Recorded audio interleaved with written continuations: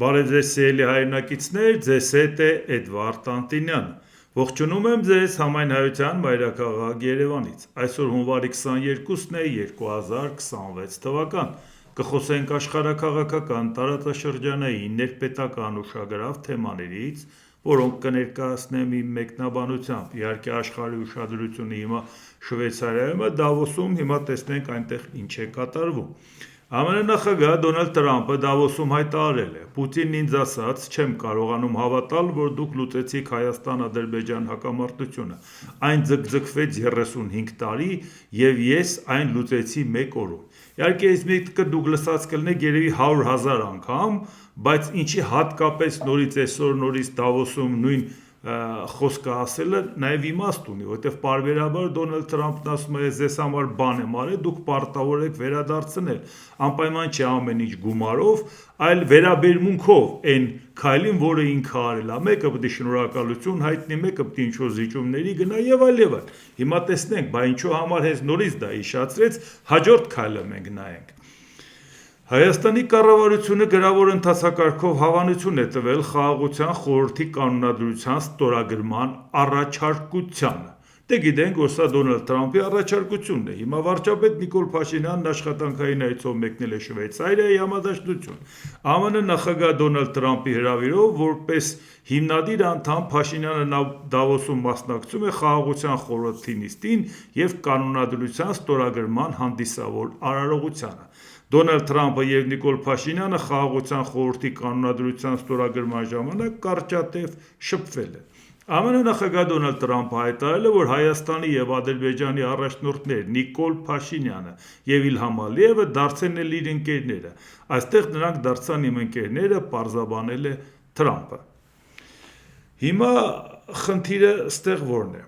Դոնալդ Թրամփը այս ինչ որ ձեռնարկել է, այս Խաղաղության խորհուրդը, դա ինքը չի թաքցնում, որտեղ էլ կկարդանք, որ հատուկ տեսնեք, դա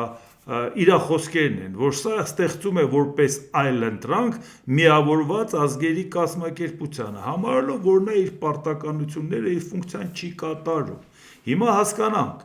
այս իսկապես կարող է ինքը այլընտրանք ծառայել միավորված ազգերի կազմակերպությանը և Հայաստանի այնտեղ ներկայացված ելնելը մեզ համար դրական դերակատարություն կունենա։ Միավորված ազգերի կազմակերպության անդամների թիվը 193 է։ Գործում է արդեն ավելի քան 80 տարի։ Իսկ այս կառույցը, որի արձանագրությունից երևում է, որ ոչ ավել քան 3 տարի պետք է մասնակցի մի անդամը, եթե ցանկանում է շարունակել, $1 միլիարդ կվճարի։ Համարենք, որ $1 միլիարդ մեզ չի վերաբերում, մեզ վերաբերվում է 3 տարի ժամկետով։ Ոնց կարող է պատահի մի կառույց 3 տարի ժամկետով այլընտրանք լինի Միավորված ազգերի կազմակերպությանը, որը գործում է ավելի քան 80 տարի։ Եվ երկրորդ, քանի պետություն է մասնակցել 22։ 193 պետության դիմաց 22։ Դուք պատկերացնում եք, որ հիմա, այո, այն որ Նիկոլ Փաշինյանին հրավիրել էր, Նիկոլ Փաշինյանը հրաժարվել չէր կարող, այդ հասկանալի է, բայց երբ կարող էր ինքը հրաժարվել, այս պահին բնական է չէր կարող։ Հիմա շատ լուրջ հաղթանակ են ցույց տալի, տեսեք, մենք միլիարդը չենք վճարել, բայց մասնակցում ենք Թրամփի կողքը նստած Փաշինյանը մի ոգևորվել են, մի զուռնադոլը կապել են։ Հասկացանք, Նիկոլ Փաշինյանը չէր կարող հրաժարվել։ Մի դեպք կարող էր, որ ինքը հրաժարվեր, եթե ինքը արդեն հայտ ներկայացրած լիներ Եվրամիության անդամակցության եւ ասեր Դոնալդ Ֆրեդերիկովիչ ջան, հաշվի առ, որ ես որոշակի պարտավորություններ եմ ստանձնել եւ այդ պարագայում ես չեմ կարող մասնակցել սրա։ Իսկ այս պարագայում ինքը այդ պահը բաց է թողել, լավ գիտենք ինչ պատճառով, որովհետեւ ինքը Եվրոպա գնալու որևէ ցանկություն չունի, բայց հիմա հասկանանք սրա ծուղակը որն է։ 22 պետություն, ինչ որ ժամկետներով պետությունների մասնակցություն կամ $1 միլիարդ վճարելով։ Դուք ինչ եք կարծում։ Եթե սա լուրջ կազմակերպություն լինի, ոչ թե թղթի կտոր, կոնգրեսը չպետք է վավերացնի։ Եթե կոնգրեսի վավերացման ֆունկցիա չի, այսինքն սա ընդամենը փուչիկ է։ Եթե կոնգրեսը պետք է վավերացնի, բա որ կոնգրեսը տեսնի, որ Դոնալդ Թրամփը ցանկանում է ՄԱԿ-ին փոխարինի 22 հոգանոց մի հատ այն էլ մի հատ ցանկը մի հատ նայեք, որ չես հասկանում ես ինչ կանոնադրություն է, Մասնակցել հետո ինչ խնդիրներ են լուծում։ Լամա տարձանագությունն է, չեմ ուզում ուղղակի դες ծանրաբեռնեմ այդ կետերը նայելու։ Ես ուղղակի ամբողջական գնահատական եմ տվել։ Իսկ եթե կոնգրեսը չվավերացրեց, այդ դեպքում ինչ է ստացվելու։ Հայաստանում հետ է փաստաթուղթ ստորագրել Ամերիկայի թե Տրամպի։ Ստորագրել է Տրամպի հետ, որին Ամերիկան մերժել է։ Այդ ինչից եք ոգևորվել։ Հետո որ կոնգրեսը չվավերացնի կամ հետագայում խնդիրներ առաջանա, այ մարդը ում մտքով կանցներ, Տրամպը կանչեց, բա մենք ոնց չգնայինք ախր է։ Բա ինչից եք ոգևորվել։ Ասեք Տրամպը կանչել էր, չէինք կարա մերժեինք, որովհետև այդով այդքան գլխի ձեռավերցրել է, որ Տրամպի կանչել է չմերժեր։ Բայց քանի եվրոպական երկիր մերժեց ու չմասնակցեց, որովհետև ասեց, դա մեզ չի հետաքրքրում։ Ամեն մեկը տարբեր պատճառներով, բայց չմասնակցեցին։ Իսկ հիմա ուրիշ բան, շատ անհավանական է, հա որ կոնգրեսը մերժի։ Բազգերի լիգան, որ ստեղծ, հետո Տրամպը դեռ երրորդ համաշխարհային պատերազմ չի լինել, արդեն ինքը երրորդ համաշխարհային պատերազմի իբրթե ավարտվել է, ինքը բոլոր պատերազմները դադարեցրել է, եւ հիմա ինքը արդեն ստեղծում է երրորդ համաշխարհային պատերազմից հետոյվա իր կառույցը, այս 22 հոգանոց կառույցը։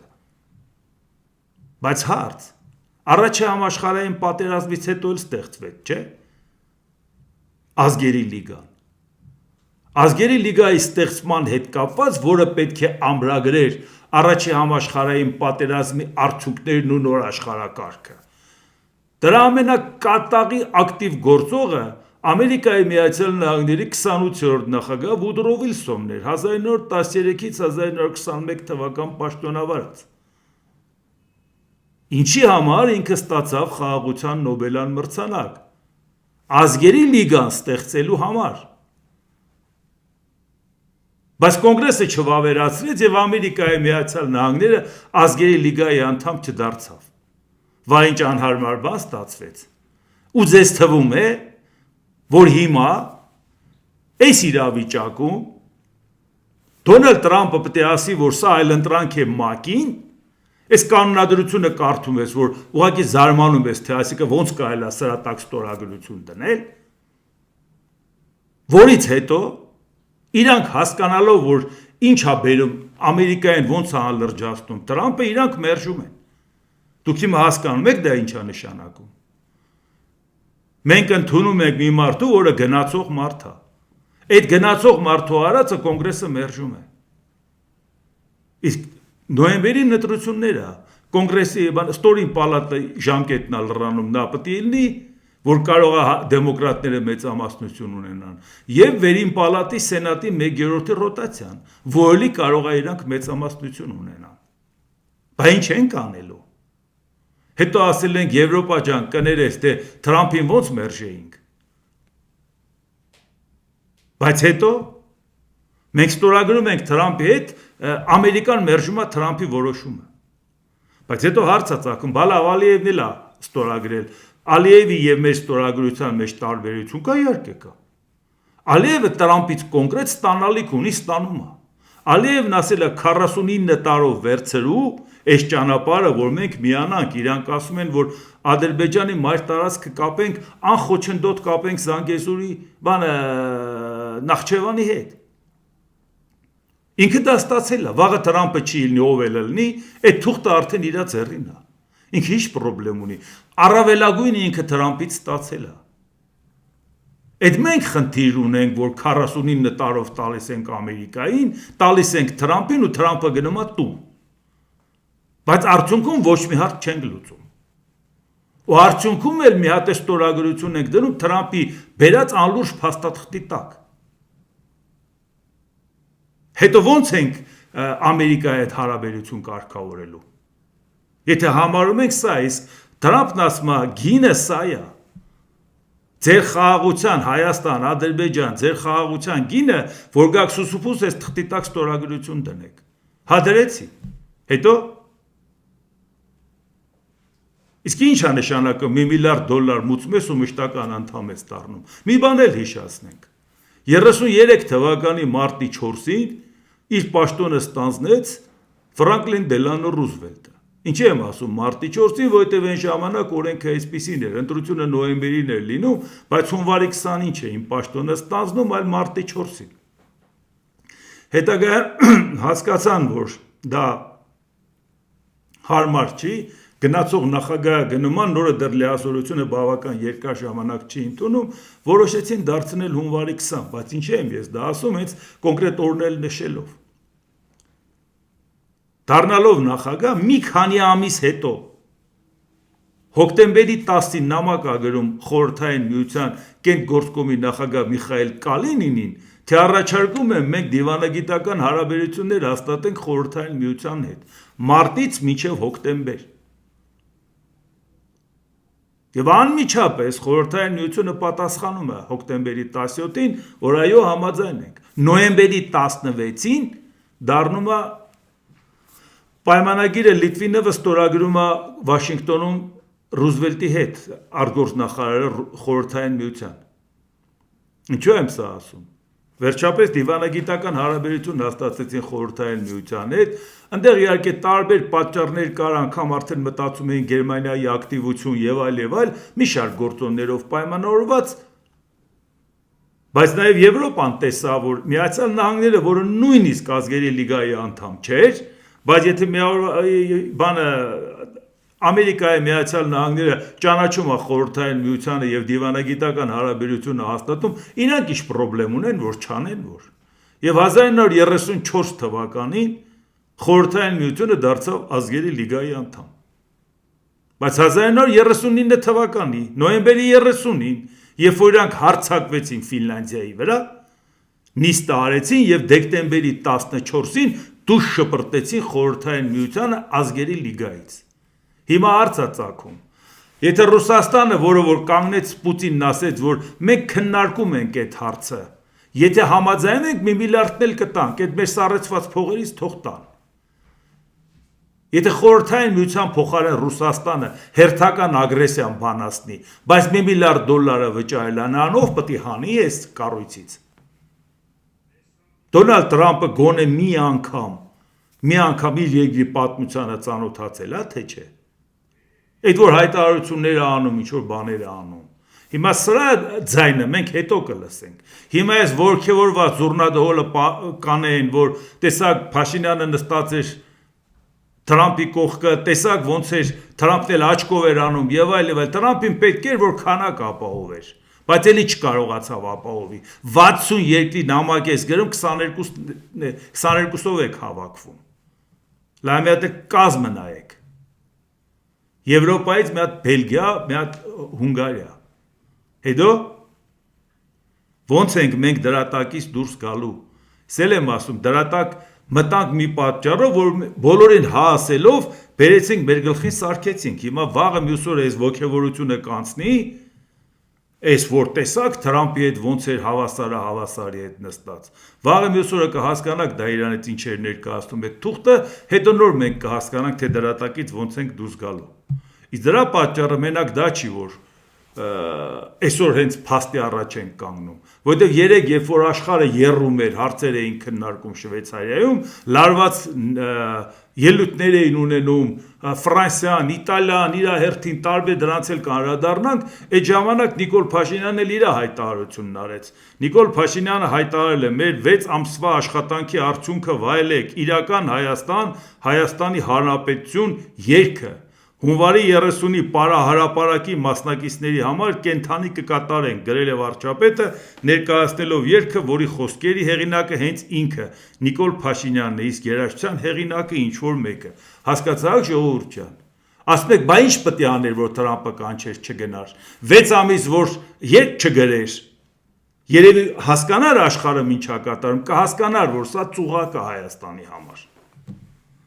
Ռուսաստանի Դաշնության նախագահ Վլադիմիր Պուտինը հայտնել է, որ անձամբ ԱՄՆ նախագահ Դոնալդ Թրամփից հրավեր է ստացել միանալու խաղաղության խորհրդին։ Պուտինը շնորհակալություն է հայտնել Թրամփին հրավերի համար, Ռուսաստանի Դաշնության ԱԳՆ-ին հանձնարարվել է ուսումնասիրել ԱՄՆ-ի խաղաղության խորհրդի առաջարկը եւ խորհրդակցել գործընկերների հետ, որից հետո Ռուսաստանը կպատասխանի։ Ռուսաստանը միշտ աջակցել է, շարունակում է աջակցել միջազգային կայունության ամրապնդման ցանկացած ջանքերի։ Այսինքն անմիջապես Պուտինը հաչի ասել, իսկ Տրամփն է շտապում էր, որ Դավոս էր եկել, որ մի հատ թուղթ կպցնի։ Հավաքի բոլորին արագ կստորագրի, քանի իրար գլուխ հավաքված են։ Ով էլ որ այնտեղ չէր, կանչեին մի հատ, այնտեղ Հայաստանը վարչապետը չէր ներկայացնում, անմիջապես պիտի գնար, որ այդ դափնիները Թրամփի հետ ստորագրելու վարչապետին բաժին հասներ, ոչ թե նախագահին։ Եվ Պուտինն էլ ասել է, այո, որ պետք է այդ 1 միլիարդը մեր սառեցրած գումարներից էլ կտակ։ Այսինքն պատրաստ ենք վճարել եւ մշտական անդամ լինել։ Ինչին մշտական անդամ։ Ոսկի չգիտեք, դա Ամերիկայի Միացյալ Նահանգների կողմից վավերացվելու է, թե չէ։ Իսկ հիմա նայենք, ԱՄՆ նախագահ Դոնալդ Տրամփը հայտարարել է, որ Գազայի հարցով իր առաջարկած խաղաղության խորհուրդը կարող է փոխարինել ՄԱԿ-ին։ Հենց ասեցի, այդ բացարձակ աբսուրդը, որ չի կարող փոխարինել ՄԱԿ-ին, առավել ևս որ ՄԱԿ-ի ստեղծման գաղափարը դեռ 1942 թվականին է ստեղծվել։ 45 թվականի մասին չի խոսքը, որ պատերազմից հետո դա եղավ։ 42 թվականին այդ կարգի պայմանավորվածության եկան Չինաստանը, Ամերիկայի Միացյալ Նահանգները, Մեծ Բրիտանիան եւ Խորհրդային Միությունը։ Այսինքն դա պատմություն ունի, էլի։ Իսկ դու այսօր կանգնում ասում ես, որ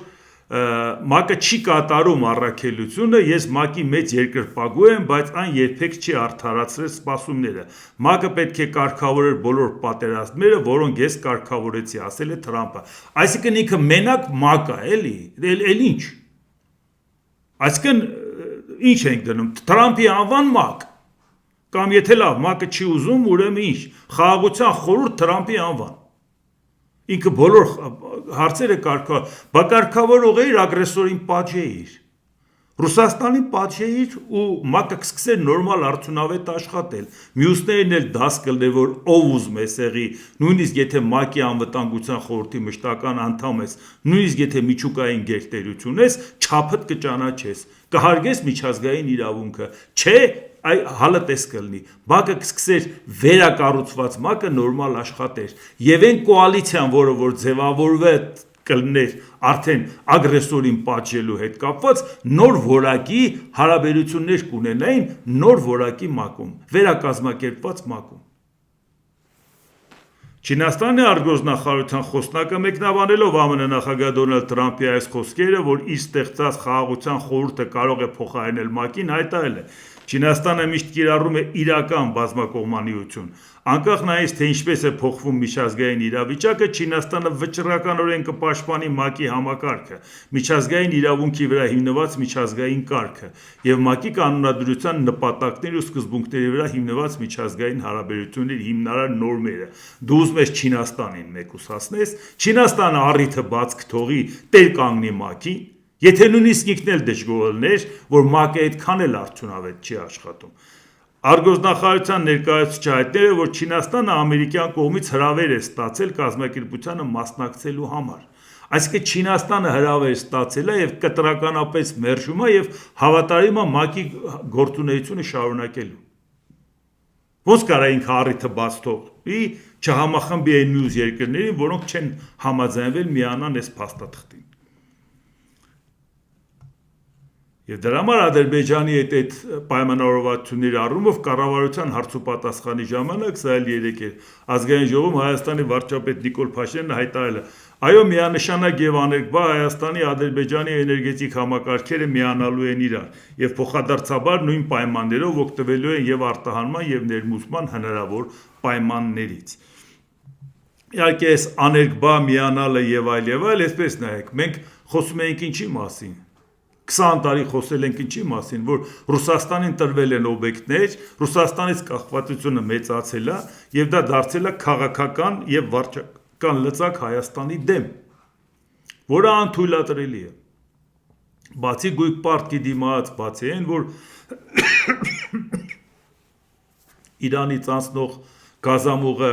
տրամագիծը փոխվեց խողովակաշարը այնպես արեցին, որ դա չծառայի մեզ համար որպես տրանզիտ եւ այլ, բոլորը չթվարկենք, այդ ամեն ինչը գիտենք, ինչքան մենք ասել ենք մեր ապագան Եվրամիությունն է, ասել են ինչ չեք խոսում, Ռուսաստանը Լարսը կփագի, Ռուսաստանը այսքան օբյեկտ ունի Հայաստանում, ինչ չեք խոսում, գիտեք ինչ կանեն մեզ, անընդհատ վախեցրել են, գնալով ավելի ենք խորացել Ռուսաստանի հետ հարաբերությունը, ինչքան այդ հարցը բարձրացել ենք, ասել հիմա ավելի շատ են կախված, դուք այդ ինչից եք խոսում, հիմա ինչ եք կարծում, եթե մենք դնում ենք հիմա Ադրբեջանից ենք կախված անում ու Թուրքիայից, վաղը մյուս օրը եթե մենք ասենք ժողովուրդ, այս ինչ եք անում, այս ինչ եք այս մեր երկիրը այս բանի առաջ կանգնացնելու, գիտեք քիչ մարդիկ են գտնվելու, որ ասեն ինչ եք ուզում, չեք տեսնում, որ եթե հանկարծ տես խնդիր առաջանա, այժմ բենզինը կկտրվի, չեք հասկանում, որ մեր էներգո համակարգերը միավորված է, հազարով մի խնդիրներով կապված ենք իրար հետ, ժամանակ է գտել Ադրբեջանի հետ կապված բան ասեք, բա որ ասում են Թուրքիան եւ Ադրբեջանը սպասում են այնքան լինի, որ իրանց հասարակությունը աղոհացով դիմավորի, ասում են հասարակության դիմադրողականությունը կոտրենք, որ մտնենք, որովհետեւ եթե մենք հիմա մտնենք ժողովուրդը հմբոստանա, այն ինչքան զիջումների գնացել է Փաշինյանը, այն ինչքան է խոստում տվել է, բոլորը հետ են վերադարձնելու։ Պետք է այնպես անել, որ ովքեր դրան դժգոհ են, նրանց կոտրեն, նրանց մի կողմ քշեն, նրանց նենց անտանելի պայման ստեղծեն, թողեն երկրից գնան, քրեական գործեր հարուցեն, հազարով մի բան անեն, մնացած ժողովուրդն ասեն սուս մնացեք, ժողովուրդ ջան, չի կարելի Թուրքիայի, Ադրբեջանի դեմ խոսել, որովհետև մենք իրանցից կախված ենք։ Սա քայլերից մեկն է, որ դուք վաղը մյուս օրը սա էլ կտեսնենք, թե ինչի առաջ մեզ կկանգնացնեն։ Կանադայի վարչապետ Մարկ Քարնին հայտարարել է, որ համաշխարհային կարգը, որ արևմուտքը տասնամյակներ շարունակ անվանել է կանոնների վրա հիմնված, փաստացի փլուզվել է եւ արևմուտքը վաղուց որոշել է անտեսել այն։ Մենք ընդունում ենք աշխարհն այնպիսին, ինչպիսին այն կա, եւ չենք սպասում այն աշխարհին, որը կցանկանայինք տեսնել։ Նոստալգիան ռազմավարություն չէ, ընդգծել է Քարնին, կոչանելով դադարել ձևացնել, թե հին մեխանիզմները շարունակում են գործել։ Քարնին հայտարարել է, որ տնտեսական ինտեգրումը վերածվել է զենքի, իսկ մաքսատուրքերն օգտագործում են ճնշման համար։ Ինստիտուտները, ներառյալ ՄԱԿ-ը եւ Առևտրի համաշխարհային կազմակերպությունը թուլացած են, իսկ մեծ տերություններն ավելի ու ավելի հաճախ գործում են առանց կանոններին նայելու։ Նման իրականության մեջ սուտի մեջ ապրելն այլևս անհնար է։ Արևմտյան երկրները պետք է իրենց անուններով կոչեն եւ դադարեն հուսալ, թե ինչ որ մեկը կպաշտպանի իրենց։ Կանադան արդեն փոխում է իր ուղղությունը, ավելացնում է պաշտպանական ծախսերը, դիվերսիֆիկացնում է առևտուրը, ամրապնդում է գործընկերությունը Եվրամիության հետ եւ աջակցում է Գրենլանդիային ու Դանիային արկտիկական ինքնիշխանության հարցում։ Ամերիկայի հարևան, որը սիրահոժար համաձայնվել էր, թեկուզ ավելի մեծ տարածք ունի, քան Ամերիկայի Միացյալ Նահանգները, նա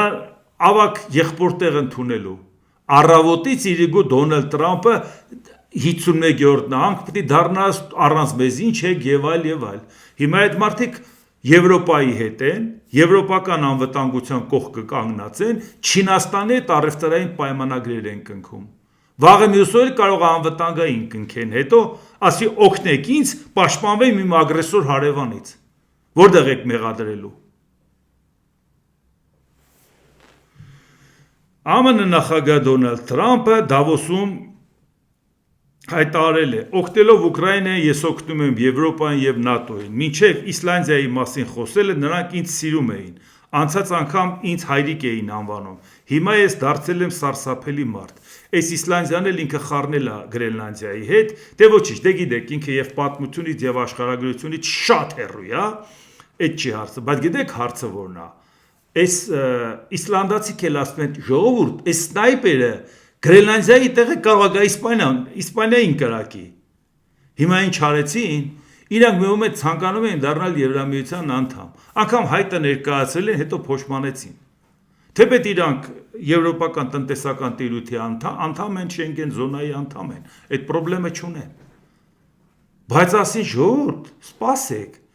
Այս Տրամպը խառնել է բանը Գրենլանդիան ու Իսլանդիան, սա խփելու է Իսլանդիային։ Հիմա արդեն հայտ են ուզում ներկայացնեն նորից դառնա Եվրամիության անդամ, որ գոնե իրանց անվտանգության հետ կապված թիմային պայքարեն բանի Ամերիկայի դեմ, մինչև Դոնալդ Տրամպին վերջը աշխարհագրության դասագիր տան ասեն են գեր ջան, այդ երկիրը ուրիշ երկիր է։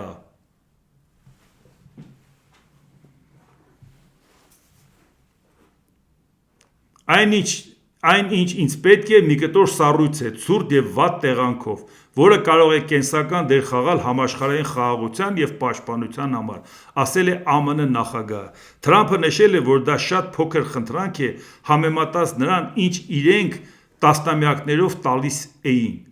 Սառցի կտորը, ինքը ուզում է այդ սառցի կտորը, այդ սառցի կտորի վրա ապրում են էսկիմոսներ, տեղացիներ, գրենլանդական էսկիմոսներ, ինուիտները, կաալիտները,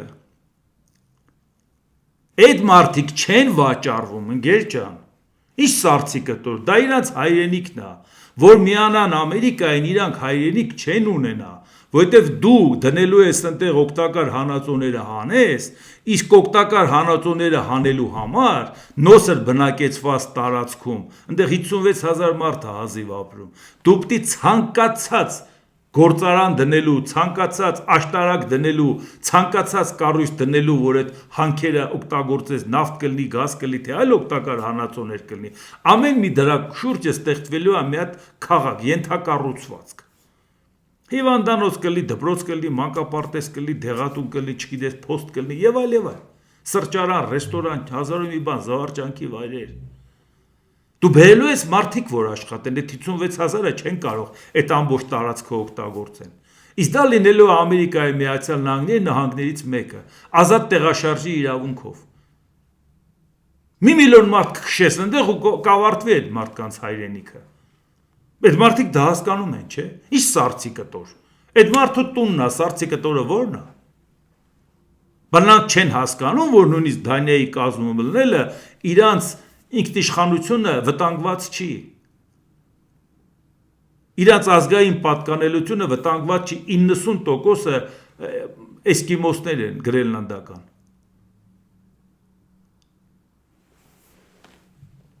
Դոնալդ Թրամփը հավելել է. այնինչ մենք ուզում ենք, դա մի վայր է, որի անունը Գրենլանդիա է, որը մերն է հոգաբարձուի կարգավիճակով, բայց մենք այն վերադարձրեցինք Դանիային։ Երկրորդ համաշխարհային պատերազմում գերմանացիներին, ճապոնացիներին, իտալացիներին հաղթելուց հետո մենք ուժեղ էինք այն ժամանակ եւ ավելի ուժեղ է հիմա իմ պաշտոնավարման ժամանակ։ Միացյալ Նահանգները հիմարություն է գործել երկրորդ համաշխարհային պատերազմից հետո կղզին Դանիային վերադարձնելով։ Ինչ ենք այսքան Գրենլանդիայից խոսում, որովհետև նոր աշխարհակարգի կռիվ է գնում, ժողովուրդ ջան, դա բոլորիս է վերաբերվում։ Ինչպես տեսնում եք, այսօր Հայաստանն էլ է թուղթ ստորագրում եւ դառնում է կոնֆլիկտի կողմ։ Ասում է, եթե մենք չխառնվեինք, այնտեղ հիմա գերմաներեն խոսեին, ճապոներեն խոսեին, այսինքն Եվրոպան լրիվ գրավված կլիներ։ Եվ ասում է, հիմարություն է, որ մենք վերցրեցին Գրենլանդիան հանձնեցիք, ինչը հանձնեցիք։ Ինչ որ մեկը օկուպացրել է, դու ազատագրել ես։ Ոնց պետք է չհանձնեիր տիրոջը։ Խորհրդային միությունը Գերմանիան օկուպացրել էր արևելյան Եվրոպայի տարածքները, Խորհրդային միությունը հետ գալով այդ տարածքները վերցրեց, որից հետո այդ տարածքները օկուպացրեց։ Դրանք բոլորը մնացին իր ազդեցության գոտում։ Վարշավայի պակտ ստեղծեց անվտանգության համակարգ, Եվրոպական տնտեսական համագործակցություն ստեղծեց, որպես տնտեսական տիրույթ Եվրամիության նման մի բան սոցիալիստական լագերի համար, եւ որտեղ էլ մի հատ խնդիր եղել, 56 թվականին տանկերը Հունգարիա մտցրեց, 68 թվականին Պրագա մտցրեց, մենք չգիտենք ոնց էր ինքը պահում, բայց դրա համար մարդիկ ասում էին, արևմուտքը ազատագրել է Գերմանիայից, որովհետև այդ երկրներին օգնել է, նրանք վերականգնել են իրանց երկրները եւ ծաղկող երկրներ են, իսկ խորհրդային միությունն ասում է ազատագրել է նացիզմից, բայց ինքը ազատագրել է եւ ինքն է օկուպացրել։ Տարբերությունը արևմտյան եւ արևելյան քաղաքակրթությունների։ Իսկ հիմա Տրամփն ասում է հիմարություն է եղել, որ մենք Ստալինի պես չենք վարվել։ Ինքը դեռ մեռած Ստալինին նախանձում է, ժողովուրդ ջան։ Ինքը Ստալինի պես պետք է վարվեր, այն ինչ որ ազատագրել է, պետք է կպցներ իրան։ Եվ մեկ էլ որ սենց խոսում է, որ եթե մենք չլնեինք, 39 թվականի սեպտեմբերի 1-ին պատերազմը սկսել է, երկրորդ համաշխարհային պատերազմ, բա դուք որտեղ եք, բա ինչ չեք միանում։ Բա ինչ ասեց մի լեգենդար անձնավորություն Ֆրանկլին Դելանո Ռուզվելտը մեր զինվորը չի կռվելու Եվրոպայում։ Հա, կօգնենք։ տարբեր բաներով, բայց չի կռվելու։ Այդ մեր կռիվը չի։ Իսկ երբ մտանք կռվի մեջ, Դոնալդ Տրամպը գոնե կարող է մի հատ էլ պատմության դասագիրքը բացի։ Երբ որ 41 թվականի դեկտեմբերի 7-ին Բիլ Խարբլը հարվածեց Ճապոնիան, Ամերիկայի տարածքին հարվածեց, խայտառակ արեց Ամերիկային, շատ կործանարար հարված հասցրեց։ Եւ այդ ժամանակ այլևս անհնարին էր պատերազմ չհայտարարել Ճապոնիային։ Բայց դեկտեմբերի 11-ին էլ Գերմանիան ու Իտալիան պատերազմ հայտարարեցին Միացյալ Նահանգներին։ Միացյալ Նահանգները ստիպված եղավ արդեն ինքը պատերազմ հայտարարի, պատասխանը արդեն նրանց հայտարարելուց հետո Ամերիկային այնքան թույլ էին պատկերացնում, որ Գերմանիան ու Իտալիան պատերազմ էին հայտարարում, Ճապոնիան էլ հարվածում էր Ամերիկային։ Դոնալդ Տրամփ խաբար չես, ոնց եղավ որ մտար պատերազմի մեջ։ Միասնական պատերազմի մեջ չմտնեիք, արդեն չտեսար ինչ եղավ։ Իսկ Ամերիկան պատերազմից ուժեղ դուրս եկավ, որտեղ այդքան բան մատակարարեց պատերազմող երկրներին, այդքան հարցերով օգնեց, այդքան լուրջ խնդիրներ լուծեց։ Ի վերջո շատ լարված եվրոպական երկրների ոսկին որտեղ պիտի պահեին ապահով տեղով օվկիանոսից են կողմ, թալանացից սկսած մինչև տարբեր երկրների ռեզերվները, որոնք շատ պատահաբար հայտնվեցին Միացյալ Նահանգներում։ Բայց դրանից հետո պատերազմից դեպրեսիայի հազիվ դուրս եկավ, Ռուզվելտը հազիվ դեպրեսիայից հանեց։ Պատերազմը չլներ, Ամերիկան դեպրեսիայից դուրս եկողել կարողա չլներ։ Կարողա չգիտեք դրա մասին։ Իսկ թե ինչպիսի գործարքներ տեղի ունեցավ անգամ Գերմանիայի հետ, պատահական չէր, որ Նյուրնբերգյան դատավարության ժամանակ, որ 22 էլիտար հանցագործ էին դատում Նյուրնբերգով, մնացածները դե այդ դատարանում չէին դատում։ Եվ մեկ է շատ պատահաբար բանկիր, ֆինանսիստ, մասնագիտությամբ հրյա Յալմար Շախտին դատարանի դահլիճից ազատ արձակեցին։ Անմեղ էր այդ մարդը, ժողովուրդ ջան։ Սպառազինության նախարար Ալբերտ Շպեերին 20 տարի տվին։ Էլ չեմ ասում, որ կախաղան բարձրացեցին, լադրանք մի կողմ։ Բա Յալմար Շախտի այդ 1000 գործ էի կարել, բա այդ մարդը ձեր հնգերն էր, գործընկերն էր, մարդիկ բա այդ էլ գիտեն, չէ՞։ Թե ոնց եղավ։ Եվրոպայի ներեսով է տալի, որ ինչ։ Թրամփը նշել է, որ ԱՄՆ-ն ՆԱՏՕ-ից ոչինչ չի ստացել, բացի Եվրամիությանը, Խորհրդային Միությունից եւ հիմա Ռուսաստանից պաշտպանելուց։ Մենք այդքան տարիներ պաշտպանել ենք նրանց, բայց ոչինչ չենք ստացել, որովհետեւ նրանք չէին վճարում իրենց հաշիվը։ Եվ հիմա այնինչ մեզ պետք է, դա Գրենլանդիան է, եւ դրա նկատմամբ իրավունքի վկայական ու սեփականության իրավունքը։ Դուք չեք կարող պաշտպանել այն վարձակալության պայմանագրով, ասել է ԱՄՆ նախագահ։ Այնինչ մենք ուզում ենք Դանիայից ազգային եւ միջազգային անվտանգության համար, որպեսզի մեր էներգետիկ եւ վտանգավոր թշնամիներին զսպենք, ասել է Թրամփը։ Բայց ինչ է ուզում, մարդու տունը վերցնում ես, որպեսզի հանկարծ հավանական թշնամին չվերցնի։ Հավանական թշնամին ասում է մեր վրա մի գցի, հա։ Մենք ցանկություն չունենք Գրենլանդիան վերցնելու։ Ռուսաստանն էլ ասում, Չինաստանն էլ։ Դու ուզում ես վերցնես, մեր վրա ինչ ես գցում։ Եվ հիմա մի հատ նայենք ինչ փոխվեց շատ արագ այս ուլտիմատիվ բաներից հետո։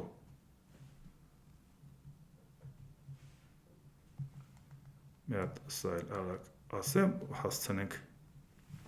ԱՄՆ նախագահ Դոնալդ Տրամփը հիմնվելով ՆԱՏՕ-ի գլխավոր քարտուղարհետ ունեցած շատ արդյունավետ հանդիպման վրա, մենք մշակել ենք Գրենլանդիայի եւ իհարկե ամբողջ արկտիկական տարածաշրջանի վերաբերյալ ապագա համաձայնագրի շրջանակ։ Այս լուծումը եթե իրականացվի, հիանալի կլինի Միացյալ Նահանգների եւ ՆԱՏՕ-ի բոլոր երկրների համար։ Այս փողմբռնման հիման վրա ես չեմ կիրառի այն մաքսատուրքերը, որոնք նախատեսված էին ուժի մեջ մտնել փետրվարի 1-ից։ Այն 8 երկրներին, որ ասեց Գրենլանդիային պաշտպանեք մաքսատուրքեր կմտցնենք, ասին դե մտցրու ու հալդ կտեսնես։ Տեսակ ինչ եղավ։ Հիմա արդյունավետ բանակցություն է վարել ու ինքը հրաժարվում է մաքսատուրքից։ Ինչ է հավելել Դոնալդ Տրամփը։ Ռազմական հակամարտության տարբերակը Գրենլանդիայի մասով սեղանին չկա։ Ես չեմ կարծում, որ դրա անհրաժեշտություն կլինի։ Այսինքն ռազմականով էր վախացնում մաքսատուրքերը, երկուսն էլ հանեցին, որովհետև բաշուտ արդյունավետ խոսային ինչն էր խանգարում։ Ու գիտեք ցավալին որն է,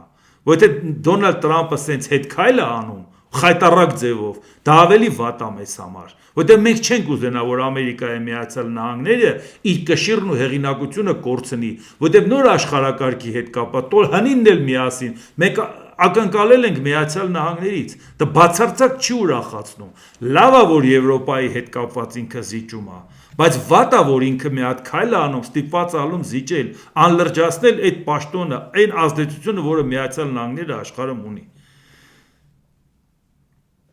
Դոնալդ Տրամփ, ես ուզում եմ անմիջապես սկսել բանակցություններ Գրենլանդիան ձեռք բերելու համար։ Կղզու ձեռքբերումը սպառնալիք չի ներկայացնի ՆԱՏՕ-ի համար, եւ միայն կամրապնդի դաշինքը։ Այս հսկայական անպաշտպան կղզին իրականում Հյուսիսային Ամերիկայի մի մասն է, որը գտնվում է Արևմտյան կիսագնդի հյուսիսային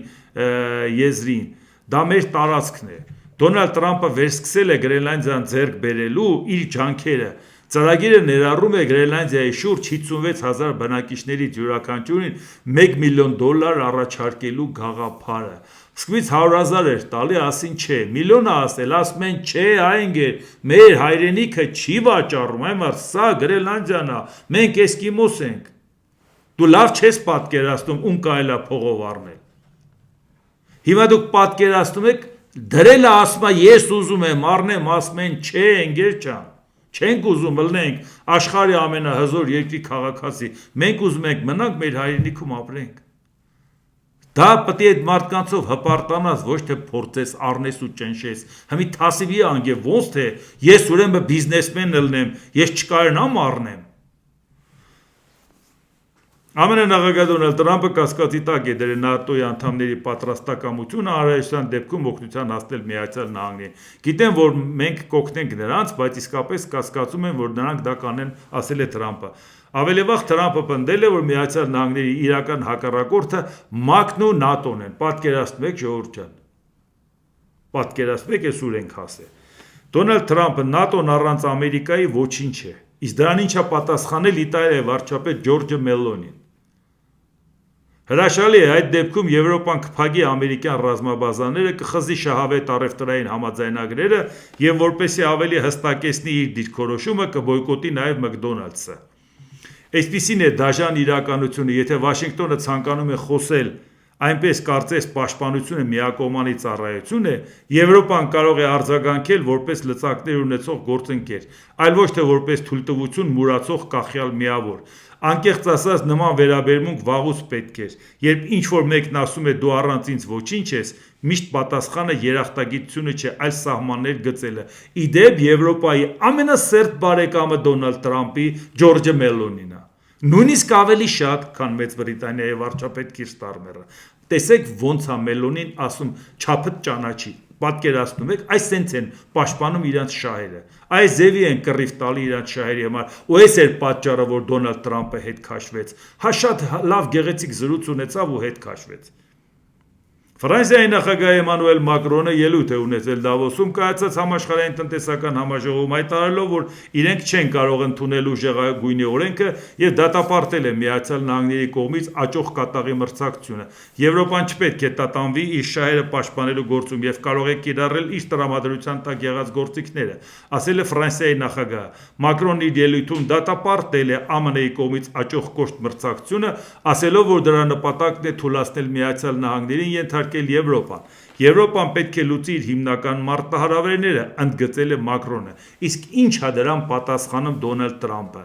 Պատասխանել է. ես չեմ պլանավորում մեկնել Փարիզ մասնակցելու Ֆրանսիայի նախագահ Էմանուել Մակրոնի առաջարկած մեկ նյութնակի գագաթնաժողովին։ Ոչ, ես դա չեմ անի, որովհետև գիտեք, Էմանուելը երկար չի մնա այնտեղ, եւ գիտեք, այնտեղ կայունություն չկա։ Հարց է ծագում։ Երկար չի մնա, որովհետև 17 թվականին լրանում է իր պաշտոնակատարման ժամկետը եւ նոր առաջադրում չի կարողանի 10 տարյա նախագահը։ Հետո երկար ներողություն։ Երկար չի մնա, հա։ Բանը 2027 թվական մնալու համար ամեն օր կռիվ է տալի եվրոպական անվտանգության համար։ Նույնիսկ իր վարկանիշը բավական ցածր է իր երկրում, իրան քննադատում են դրա համար, բայց ինքը համաեվրոպական քաղաքականության համար կռիվ է տալի։ Մինչև 27 թվական ասում ես երկար չի մնա, բայց դու 26 թվականին կարող է աթոռիդ մնաս, բայց արդեն չկարողանաս մնաս, որովհետև կոնգրեսում մեծամասնությունը կորցնես։ Դրանից հետո արդեն պաշտոնավարման ժամկետի վերջի փուլում, ինչպես ընդունված է, դառնա կաղբադիկ։ Այդ չեք մտածում, որ կարա լինի ավելի շուտ դու կորցնես լիազորությունը, քան Մակրոնը իր պաշտոնը։ Բայց Մակրոնը կռիվ է տալիս համաեվրոպական շահերի համար։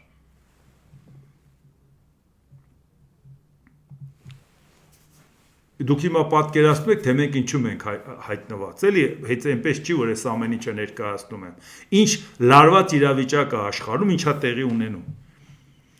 ԱՄՆ նախագահ Դոնալդ Տրամպը հայտարարել է, կարծում եմ նրանք, այսինքն Պուտինը եւ Զելենսկին հասել են այն կետին, երբ կարող են միասին համաձայնության գալ, եւ եթե չգան, հիմար են, դա վերաբերում է երկուսին էլ։ Եվ ես գիտեմ, որ նրանք հիմար չեն, բայց եթե չգան, հիմար են։ Հաճախ պատահում է, որ մենք պատրաստի համաձայնագիր ունենք Ռուսաստանի հետ, բայց նախագահ Զելենսկին չի համաձայնվում դրան։ Դուք դա տեսաք, երբ նա Օվալաձև աշխատասենյակում էր, ես գոհ չէի։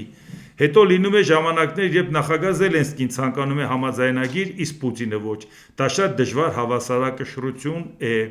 Այսինքն հիմա ինքը դա ինձ դժգոհում է, բայց արդյունքում նաև Դավոսում մեկնարկել է Ուկրաինայի նախագահ Վոլոդիմիր Զելենսկի եւ ԱՄՆ նախագահ Դոնալդ Տրամպի հանդիպումը։ Հետո հանդիպումն արդեն ավարտվել է, այնտեղի ունեցել փակ դռների հետևում եւ տևել է շուրջ 1 ժամ։ Հանդիպման ավարտին Ուկրաինայի եւ ԱՄՆ նախագահները կարճատև անձնական զրույց են ունեցել։ Դա լավ հանդիպում էր, լրագրողներին ասել է Ուկրաինայի նախագահի խորհրդական Դմիտրի Լիտվինը։ Ուկրաինայի նախագահ Վոլոդիմիր Զելենսկին էլ ասել է. այսօր իմ հանդիպումը Տրամպի հետ լավն էր։ Մադուրոն Նյու Յորքի բանտում է, Պուտինը ոչ։ Ով է պատասխան տալու, եթե Պուտինը հարձակվի Լիտվայի կամ Լեհաստանի վրա։ Եվրոպան հույսը դնում է միայն այն համոզմունքի վրա, որ ՆԱՏՕ-ն կգործի սպառնալիքի դեպքում, բայց իրականում ոչ ոք չի տեսել, թե ինչպես է դաշինքը գործում։ Հրթիռները երբեք պարզապես զարդարանք չեն, դրանք տեղակայված են Բելարուսում, դրանք կարող են հասնել Եվրամիություն եւ Եվրոպան ոչինչ չի անում, բռնապետերը պետք է կորցնեն իրենց իշխանությունը, այլ ոչ թե ձեռք բերեն այն, ասել է Զելենսկին։ Հիմա սա նաեւ նրա համար, որ մենք տեսնենք, որ ինչպիսի լարվածություն որ կար, այս բոլորը շարունակվում է բոլոր ուղղություններով եւ հիմա դե դուք նայեք, եթե գտնում ենք, որ Հայաստանի իշխանությունների վարած քաղաքականությունը adekvat է այս ամեն ինչին եւ այդ կայացած որոշումները համահուն չեն, հիմա մենք գնահատականը կտեսնենք այս լարվածության ժամանակ ինչպես է հնարավոր անհամատեղելին Հայաստանի տարածքում համատեղել, բոլորին այո ասել եւ բալանսավորված քաղաքականություն վարել։ Հիմա դե այդ ամեն ինչի մեջ ենք հայտնվել, արժևում էլ ընտրություններ են։